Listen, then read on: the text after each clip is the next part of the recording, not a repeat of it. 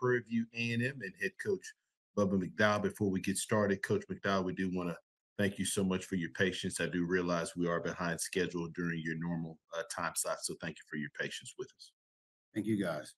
Coach, if you could please start us out with an opening statement recapping this past week's action. Yeah, again, a really good football game, exciting football.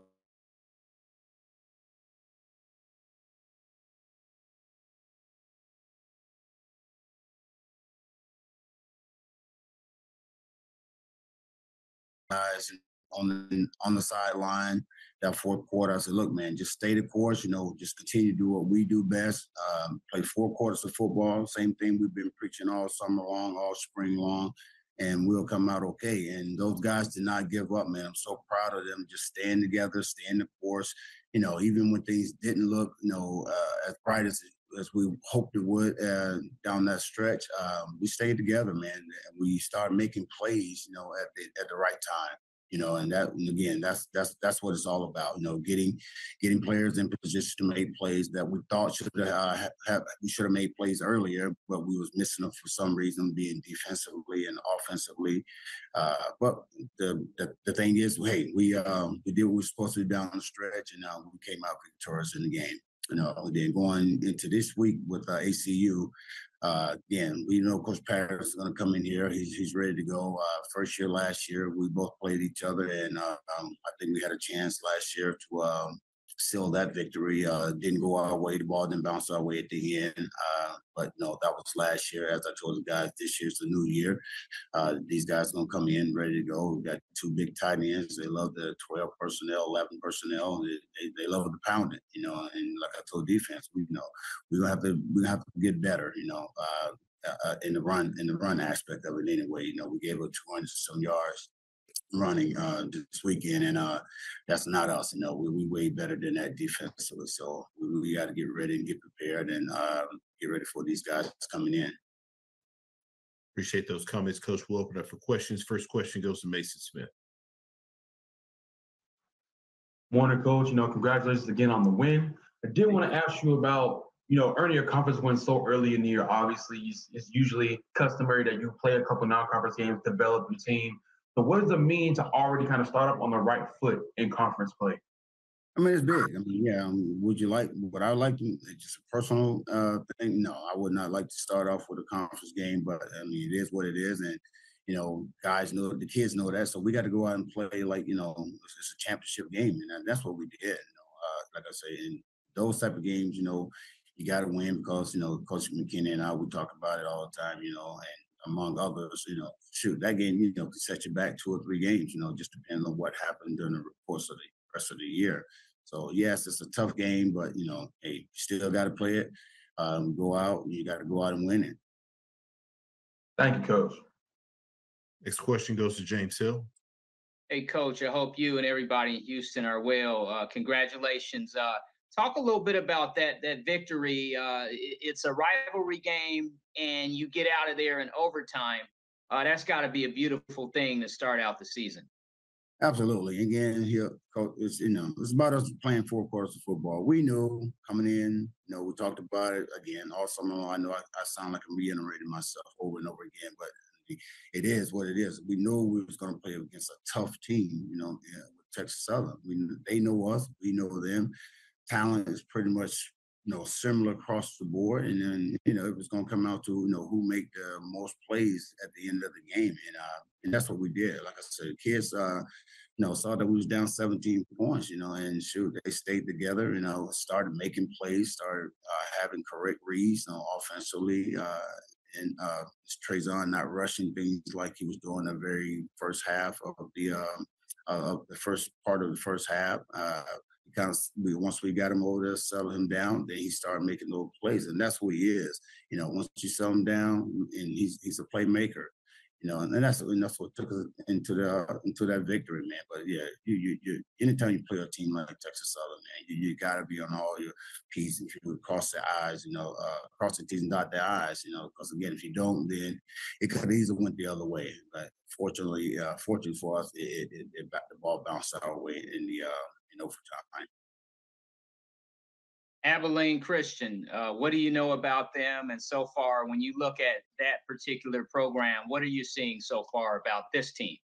Well, big guys. I think Coach Patterson again went out recruited some bigger kids. They look bigger. Again, we know that they're going to try to pound the ball. You know, they do a lot of shifting with the two tight ends. Try to do a lot of mismatches. You know, on their front line, and you know, they what they like to do is they do a lot of tight stuff, and then they want to kind of get you mixed up. A lot of pick routes within those tight bunch sets. So, and we know we're going to have to go in defensively, and you know, and play, you know, better than we played last week. Because again, these are bigger guys, you know. But again, at the same time, you know, we got guys that can handle up front. We got guys that could do things in that middle with our linebacker crew. And again, it's just about us going out and doing what we're supposed to do assignment-wise. If we do that, we'll be fine. Offensively, you know, we just going to take it to them. They do a lot of man. You know, we believe that we got the quarterback, you know, to read what they're going to give us defensively. We got the wide receiver crew that we know that can challenge those DBs on the other side and go make plays. And that's what we're going to have to do to beat a good team like this. Thank you, sir. Have a great week. Thank you, sir. Next question goes to Dr. Cavill. This is Kenyatta Cavill, Dr. Cavill's Inside the HBCU Sports Lab. Good morning, Coach McDowell. What up, Doc? I wanted to ask you a little bit about your quarterback. Obviously, coming into the season, a lot of people were talking about Moose, body, and even after week 0, Brown was in the conversation. Rightfully so. Those quarterbacks have done a lot of things for the league. Came in there, but Trayvon Conley was quiet. Not a lot of people really talking about him, senior. Obviously, in this game, as you know the stats, he was 20, 33, 275 yards, 2 touchdowns, a key one late in that game. He did have the interception. And usually you think about him maybe using his legs. He really didn't use his legs in that game, but he spread the ball around a lot of the receivers and got it done. I just wanted to get your general thoughts in terms of how he played and how you expect him moving throughout the season. I think he played really well. I did. Could he have played better? Absolutely. You know, again, it took him a minute to settle down. You know, that second half, should I say? You know, and do the things he's capable of doing. You know, and making plays. You know, we all know he can do it with his legs. You know, coming back this season, you know, we want to see how well he improved with his passing.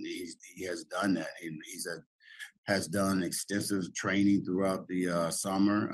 Went to a training camp up there in Atlanta and got a chance to, you know, not only I thought was really good, not only just, you know, do things on the field, but also go in the classroom and see what it's about in the classroom with professionals and see how they look at things differently than, you know, than college coaches. So I think that helped him out big time as far as when he got back here. He continued to go to train every Tuesday afternoon and polish up and get better. And as you can see, you know, he has done that, and that's what we've been expecting him to do all year long, all summer long, and continue to do that the rest of the year. Once he, you know, settles down and do what he's supposed to do, the guy's pretty dangerous. Follow-up question is regarding this next matchup. But before we do that, yeah, transfer players on the offensive side of the ball came in and really played and made some big plays throughout it. On the defensive, he brought in some guys as well. But Texas Southern was able to put up some rushing yards, as you alluded to, 200 passing yards. Abilene Christian in their last matchup had 268 yards. You played them last year. As you said, you were able to get up of them, couldn't hold it down. In terms of your defensive side of the ball, what are you looking to do to attack what Abilene Christian looks like they plan to do to mix it up between the pass and the run, specifically being able to run the ball?